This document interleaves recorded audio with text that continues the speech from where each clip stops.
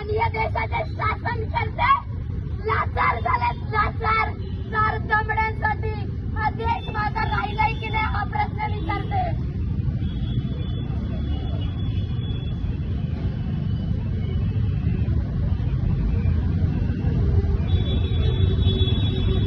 राजश्री शाहू महाराज वाचले असते तर मराठ्यांचा नेता अस्पृश्यांसाठी लढला हे तुम्हाला कळालं असतं.